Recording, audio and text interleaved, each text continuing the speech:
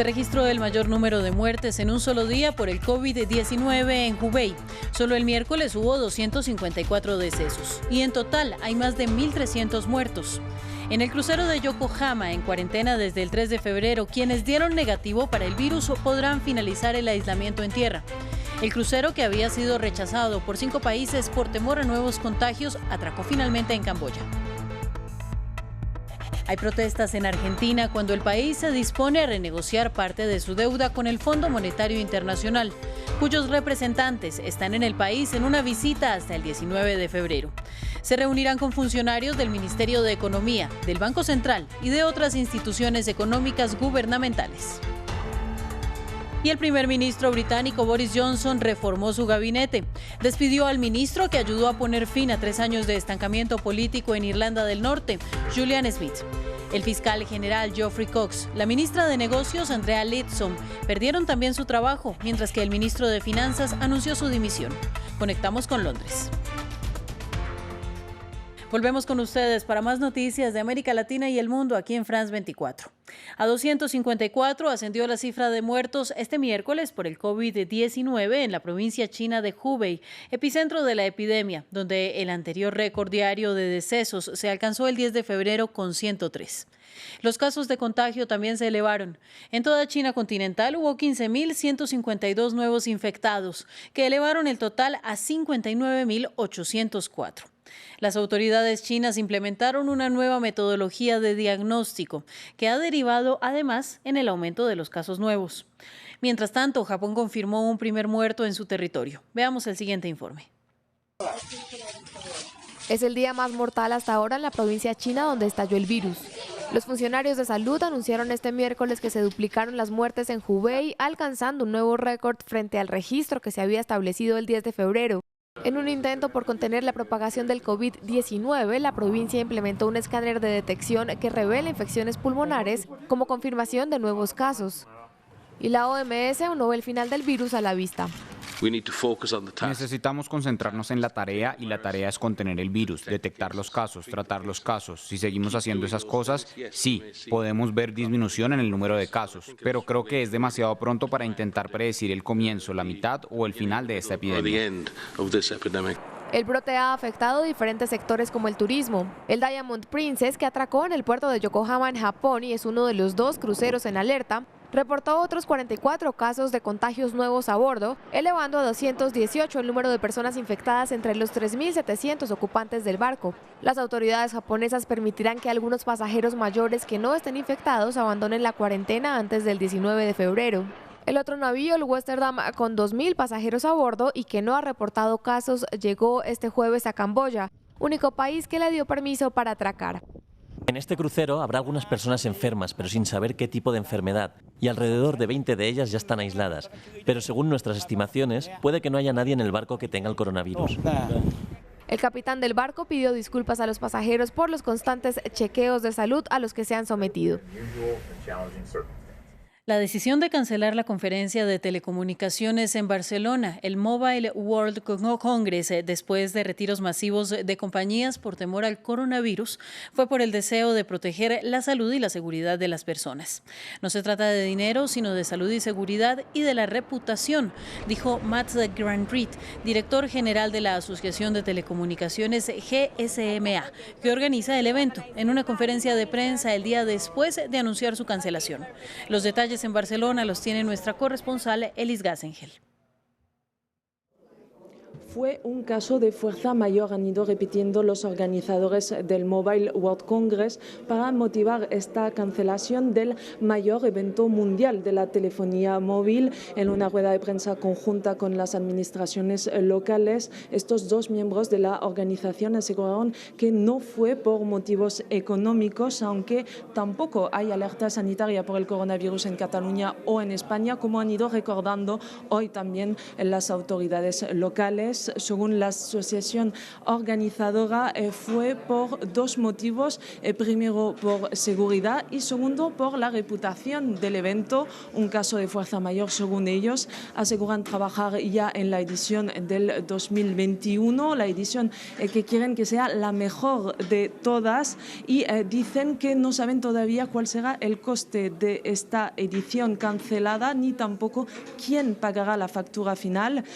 Sobre este impacto económico, la alcaldesa de Barcelona, Ada Colau, aseguró que se iba a reunir en los próximos días con los afectados del sector de la hostelería o del transporte, por ejemplo, para intentar minimizar este impacto negativo económico. El año pasado el Mobile World Congress generó 500 millones de euros a la economía local.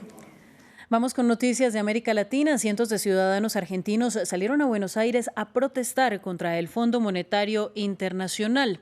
Las manifestaciones se dieron justo el día en que una misión de esta organización financiera llegó al país para definir la reestructuración de la deuda adquirida por el expresidente Mauricio Macri en 2018. El gobierno dice que hay voluntad de pagar, pero que no hay capacidad para hacerlo. Andrés Mesa Muñoz tiene los detalles. La deuda es con el pueblo, dicen los argentinos. Una multitud salió a las calles de Buenos Aires para exigir que no se pague el crédito adquirido con el Fondo Monetario Internacional en 2018. Rechazan la visita de la organización durante la cual el gobierno pretende reestructurar el préstamo. La deuda es con los laburantes, con nuestros viejos, con los jubilados y las jubiladas. Así que le decimos, chau, Fondo Monetario Internacional, acá estamos los verdaderos acreedores de la deuda.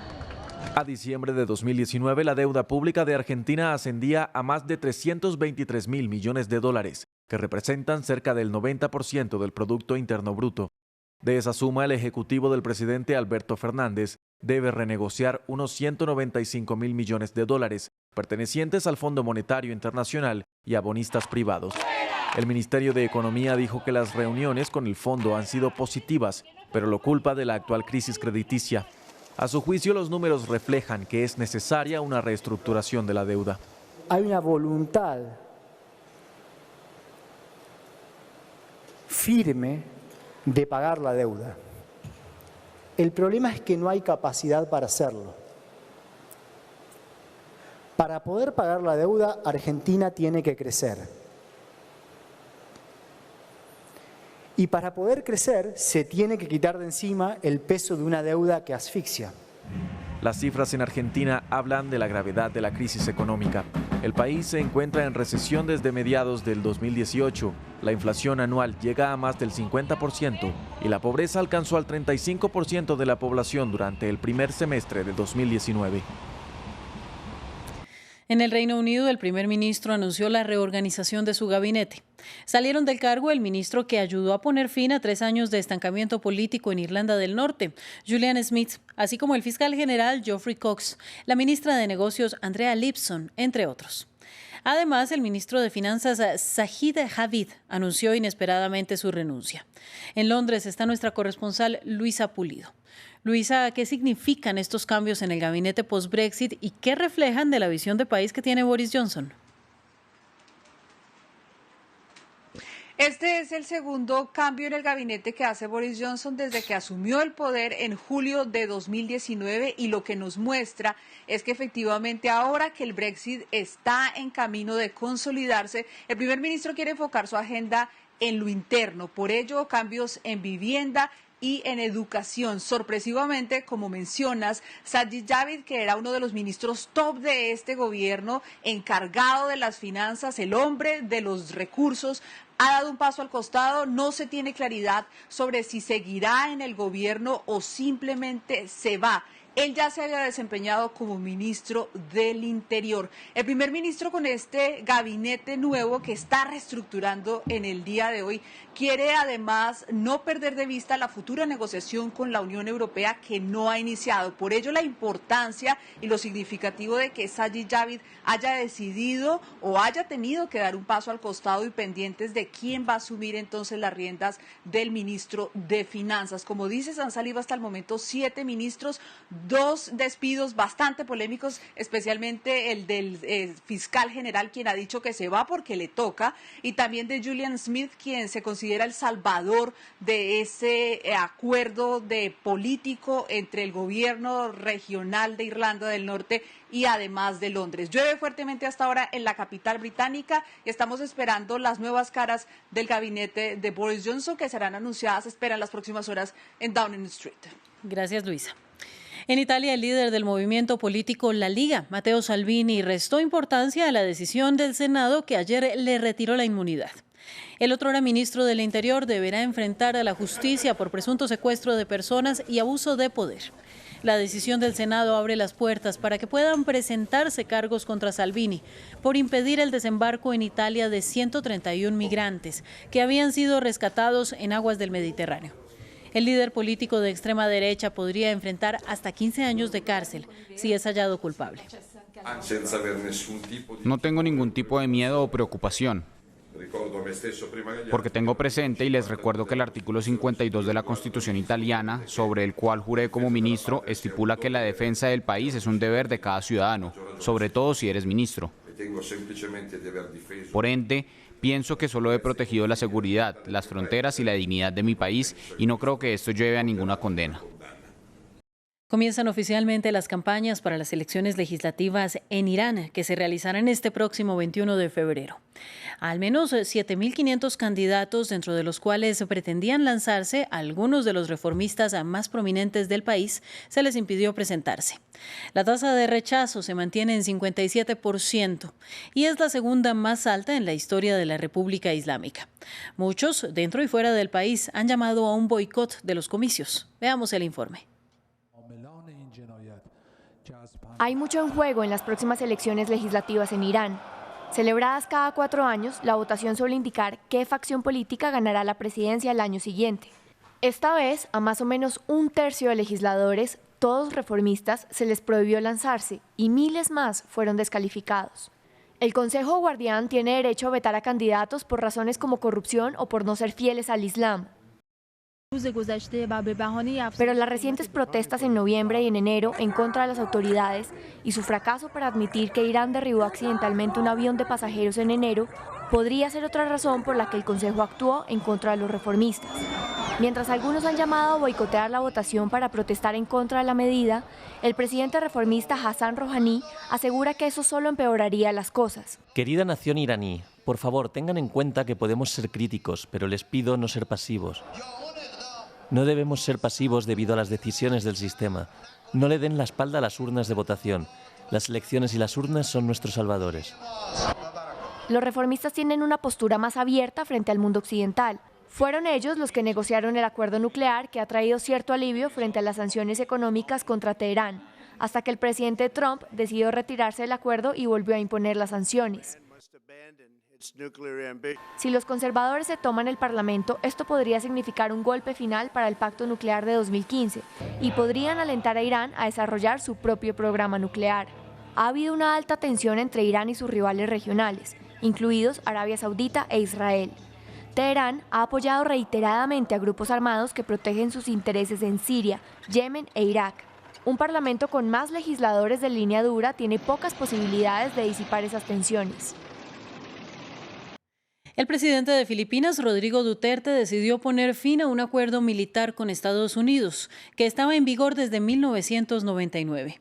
Debido a la revocación de una visa estadounidense a un exoficial de la policía filipina que lideró la guerra contra las drogas, Duterte anuló el llamado Acuerdo de Fuerzas Visitantes. Aunque según oficiales estadounidenses, la decisión de Duterte afecta a los intereses militares de Washington en la región Asia-Pacífico, Donald Trump restó importancia a lo ocurrido, diciendo que el país ahorrará dinero. Bueno, nunca me importó mucho, para ser honesto. Hemos ayudado mucho a Filipinas, les ayudamos a derrotar a ISIS. Me la llevo bien, tengo una buena relación con ellos, pero realmente no me importa. Si ellos quieren hacer esto, está bien, ahorraremos mucho dinero. Y para finalizar vamos a Rusia. La perrita Sonja no deja de sorprender dando muestras de su talento natural para montar en patineta. A este bulldog francés de 5 años de edad le encanta pasar su tiempo en los parques de la ciudad de Chelyabinsk, haciendo alarde de sus habilidades. Su dueño, Dmitry, asegura que Sonja mostró su interés por la patineta desde que era una cachorra e incluso la montaba dentro de su apartamento. Ahora visitan juntos los parques especializados para el skateboarding. Y Sonia va 2 veces por semana, ya tiene su patineta hecha a la medida. Fin del informativo, siga con nuestra programación habitual y feliz mañana. Esto es France 24.